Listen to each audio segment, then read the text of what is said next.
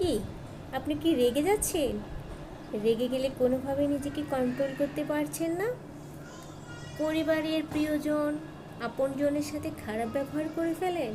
রেগে গিয়ে বন্ধুদের সাথে কি সম্পর্ক নষ্ট করে ফেলেছেন?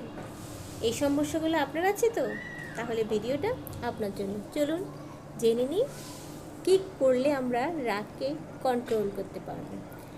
রাগ হচ্ছে আসলে আমাদের একটা অনুভূতির অংশ। আপনি চাইলে পারেন। কি পারেন?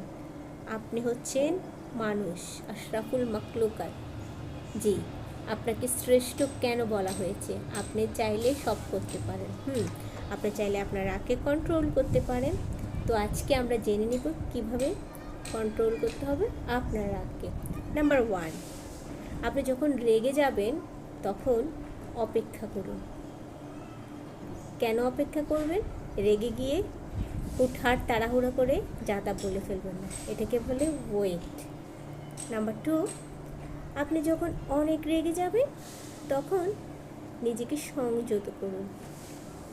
নিজেকে সংযত কথাটা যখন মাথায় আসবে তখন অপর পক্ষকে আপনি যা তা বলতে পারবেন না।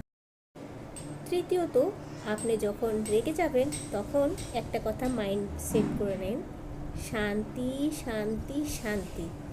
শান্তি পারে সব কিছুকে মীমাংসা করতে। রেগে ঝগড়া বিবাদ করে না, একমাত্র শান্তি পারে জীবনে সুখ আনতে। এই কথাটা সেট করবেন, দেখবেন রাগ কমে গিয়েছে। নাম্বার 4, আপনি যখন অনেক রেগে গিয়ে আশেপাশের মানুষকে খারাপ কথা বলে ফেলেন, আজকে তাহলে এই কাজটা করুন। আপনি অতিরিক্ত রেগে গেলে একদম চুপ হয়ে যান। তাহলে চুপ হয়ে গেলে আর খারাপ কথা বলার প্রশ্নই আসে না। জি, চেষ্টা করবেন এই উপায়গুলো মেনে চলার।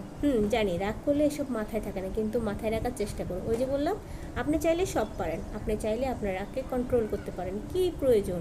আমাদের সমাজে একটা কথা আছে না, রাগী মানুষরা নাকি মুখের উপর সত্যি কথা বলে, স্পষ্টবাদী তারা।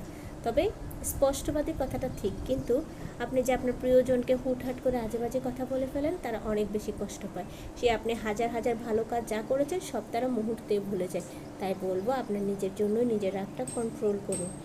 নিজের রাগকে কন্ট্রোল করতে না পারলে আবেগের বশে অনেক ভুল সিদ্ধান্ত আমরা নিয়ে ফেলি, আর কখনো রাগের বশে কোনো সিদ্ধান্ত নিতে যাব। নিজেকে ভালো রাখতে হলে, নিজের মনটাকে ফ্রেশ রাখতে হলে রাগকে অবশ্যই আপনার কন্ট্রোল করতে হবে।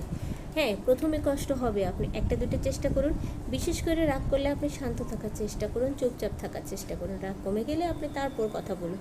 এভাবে যদি কাজ করতে পারেন, এই নিয়মগুলো ফলো করলে কিন্তু সুন্দর সম্পর্কগুলো আর নষ্ট হয় না। আসলে সম্পর্ক ভেঙে ফেলা অনেক সহজ, কিন্তু সম্পর্কটা টিকিয়ে রাখা সবচেয়ে কঠিন। আজকে ভিডিওটা কেমন লেগেছে কমেন্ট করে জানাতে কিন্তু ভুলবেন না। যদি ভালো লেগে থাকে অবশ্যই আমার পেজটা ফলো করে দিবেন। নিত্য নতুন ভিডিও পেতে আমার সাথেই থাকুন। আজকের মতো বিদায় নিয়ে নিচ্ছি। সবাই অনেক ভালো থাকুন। আল্লাহ হাফেজ। আসসালামু আলাইকুম।